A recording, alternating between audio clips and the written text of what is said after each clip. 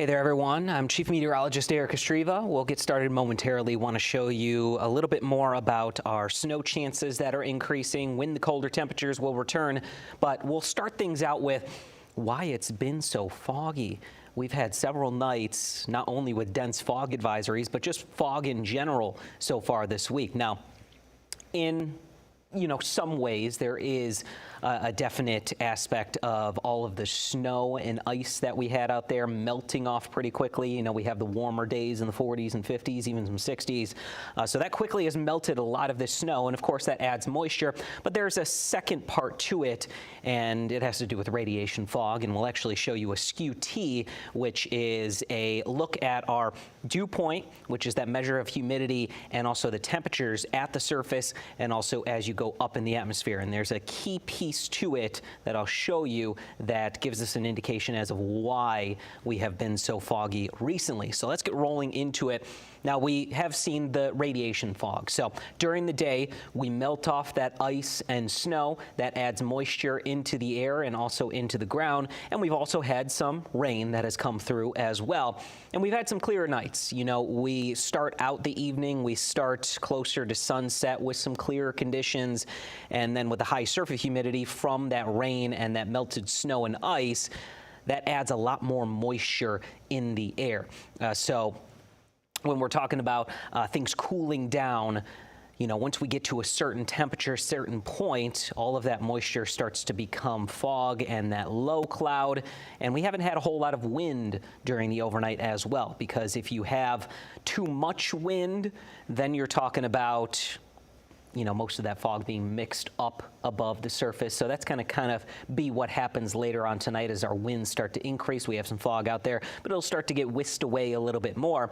But too little wind, you're more so talking about dew and also frost. So we've had just the right amount of wind, very, very light wind, but strong enough to create some of that fog with that high moisture content in the air because of that melted snow and ice, and also those temperatures cooling back down. Now, this is the skew T. You may have heard this, you may have not, but this is a weather balloon that goes up into the sky, and we get a skew T, which is the dew point in green on this map on the left side of this, and this is from White Lake, where our National Weather Service office is, and then in red is the temperature. So this is as you're going up in the atmosphere. So 1 kilometer, 850 millibars, 3 kilometers just above 700 millibars, and then 6 kilometers, 9 kilometers, 12 kilometers, 15 kilometers. So these are the numbers, the temperatures, and the dew points that we get from that weather balloon as it goes up to the troposphere.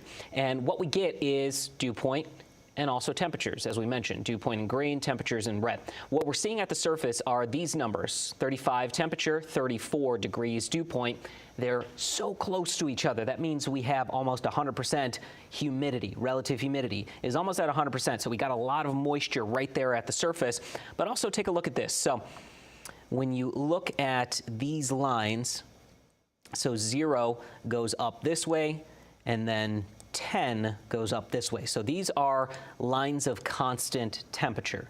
So as you go up, if your line, if let's say our temperature line was like this, it would be 0 degrees going up into the atmosphere. So what we're seeing right here is right at the surface. If I can get this off my screen, there's also a fly flying around that I am trying to whisk away from my area. But what we're seeing here is those temperatures right at the surface, right around 0. And then as you go up into this, up into the atmosphere right here, we're almost at 10 degrees Celsius. So these numbers are in Celsius. So 0 degrees Celsius, that's close to freezing. Then you go up to about 10 degrees Celsius, just above the surface, right below 1 kilometer in the sky, just above the surface. And what we call this is a temperature inversion. So it actually gets warmer as you go up into the sky. So what this is doing, you may have heard this known as a cap. So this is a cap in our atmosphere. It doesn't allow for rising motion. So any rising motion is just happening right there at the surface. It's happening in the lowest level of the atmosphere. So what we're seeing is 100% relative humidity with no rising motion to go above the surface. So all this moisture just gets trapped right here at the ground. And of course, when you have moisture trapped, not a whole lot of wind to move it out. You're going to have the fog developing as a result of a lot of moisture also happening at the surface. So that's one indication of a very foggy start to the day. This was I believe at 7 a.m. right there at 12Z. So that weather balloon was sent up into the sky at 7 a.m. local time, and it gave us that plot to show us that we had a lot of moisture trapped right at the ground, and we had that fog developing as a result. Now we're seeing something similar. We have warmer temperatures as you go up into the atmosphere right now, but maybe not as much, and there's also a little bit more wind. So only in spots do we have dense fog down to a mile of visibility here in Lapeer, mile of visibility in West Branch. The rest of the area, just seeing light fog to just some mist out there currently, and I'm not expecting as much fog and dense fog as what we are seeing the last several nights tonight. But there still will be some patchy areas of dense fog and areas of fog to take us through the rest of the overnight. So hopefully that gave you a little bit of an idea of what you could look for. You can get that on the Storm Prediction Center's website. You can look up SBC SKEWT, so that's SKEWT, and it'll bring you to those observations. And you yourself can look at that and get an idea on some of these foggy nights if we have that warmer air just above the surface, kind of trapping that moisture right down here where we are. Sky conditions right now, got a lot of cloud cover. Temperatures range from about the freezing point, so there may be some icy spots developing near West Branch with some of that fog. Rest of us mid to upper 30s, some lower 40s out there. And we had a high temperature of 48, well above average, but still nowhere close to that record of 62 degrees. Here's our next system. It's already churning out a path here in the mid-Mississippi Valley, the Central Plains, and also the Ohio Valley right here, and I'm going to zoom in on it. So I'm going to take this away because this low is actually going to head here into the state, and then it's going to wrap itself back around and come back through. So it's going to take a very odd path, but that just means we're going to be warm out ahead of it, cold behind it as it drags some of that colder air on in, and all of this snowfall that we're seeing right here, that's also going to be coming on into our area as a result as well. But one thing I want to do, I'm going to put this on now, and I'm going to zoom in.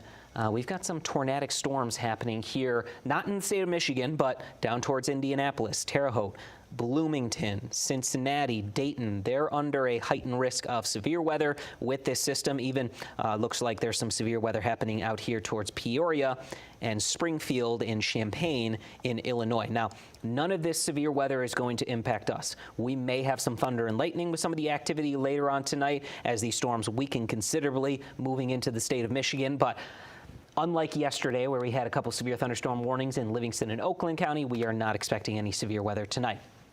We're also going to have a backwards day with our temperatures tomorrow. We start off the day in the low to mid 40s, as you can see here, right at 8 a.m. By noon, we're at 37. By 5 p.m., we're at 36. So we're going to see those temperatures falling after the morning is over, and then we'll be quite chilly for our Saturday. But these temperatures are fairly normal. We will have quite a bit of cloud cover also lingering in the area. And yes, you see that snow icon at 5 p.m. There is expected to be some snow tomorrow afternoon and evening. We'll time it all out for you. 5 a.m. We've got some of those rain showers in the area. Rumble of thunder possible, but most of us will not experience any of that thunder and lightning. We get more substantial wave of heavier rainfall here during the morning commute. And then as we progress towards lunchtime and just after lunchtime, enough cold air will filter on in, change things over to rain and snow. Not expecting much of an accumulation during the day. It's once we get past sunset and we cool things down a bit more, we may start to talk about light accumulation happening. 7 p.m. tomorrow, we still have some of those areas of rain and snow, and we'll likely see additional snowfall into our Saturday morning. So Friday night, Saturday morning. But we're going to have to watch models pretty closely because some models have that snow lingering during the day on Saturday. Others have it moving out and staying off to our north. So time will tell how much of that snow lingers on Saturday. We have another wave of snow coming in on Sunday.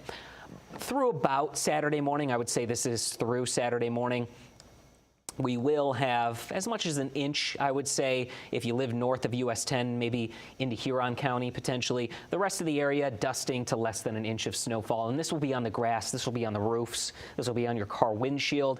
I would expect those roads to be in fairly good shape because of how mild it has been, and I know they will be treating the roads as well. But this just means we're not done yet with the salty mess that has been on our cars lately, because we've got more of that ice and snow coming as a result. Now, this system, as I mentioned, will wrap itself up right about here, so that's going to channel winds through our southern communities tomorrow. So that's why we have a wind advisory in effect for those across Interstate 69. As you go further to the north, we're expecting some 25 to 35 mile per hour winds. So I'll put that right here just to give you an idea. So up here where we don't have that wind advisory, 25 to 35 mile per hour gusts will be possible. And then, of course, as you go further to the south towards that wind advisory, we've got 35 to 45 mile per hour winds. And that's going to be late morning to the evening hours on our Friday. And you can see those winds really ramping up here in our hourly wind forecast from the morning hours where we're seeing some gusts 15 to 25 to that 25 to 35 with some of those overachieving wind gusts of 45 miles per hour possible across the south. It's definitely getting colder in our extended forecast, at least colder compared to how things have been the last week or so. Yes, we're at a high of 45 tomorrow, but that happens in the morning, so most of the daytime hours will be in the 30s. We're in the 30s Saturday, in the 30s Sunday, only upper 20s on Monday. Fairly breezy stretch that we're also going to go through. The windiest day will be tomorrow. Then we're still into some of those breezier times and hours for Saturday, Sunday, Monday, and those windy conditions may even extend Tuesday and beyond. The snow shower risk will be highest Friday night, and also on our Sunday we'll have a couple dry days Monday into Tuesday, and then another rain snow mix with temperatures up to 40 on Wednesday. But normal is 34, so we're still right around normal most of these days. You know, we're slightly above normal on Saturday, right around normal on Sunday, just below normal on Monday, and then we're hovering in that normal range for Tuesday, Wednesday, and Thursday as well. So, you know, we knew winter was going to come back eventually. It's doing so right now. You know, it's not the drastically cold temperatures that we just went through in the month of January. But, you know, winter's not done yet. Let's just say that. We had a nice little break. We had a false spring. We had a fake spring, but now we're getting into our second wave of winter that will probably take us into March. You know, we'll have some warmer days in the mix in there. We'll have some colder days in the mix. It's just kind of that wavy jet stream that we're going to continue to go through here as a result of the pattern that we're still in. You know, we're still kind of stuck in that overall up and down temperature and weather trend that will continue into March as well. So that's going to do it for me. We will be back on at 10 and 11 o'clock tonight for more details on the weather that is coming up. As always, here on Thursday, I want to thank you guys for tuning on in. If you guys ever want to bring your questions, concerns, comments, you can ask me, hey, what's the weather going to be at in Clio? What's the weather going to be at in Caro? What's the weather going to be at in Sanilac? You know, I'll have a better idea for you.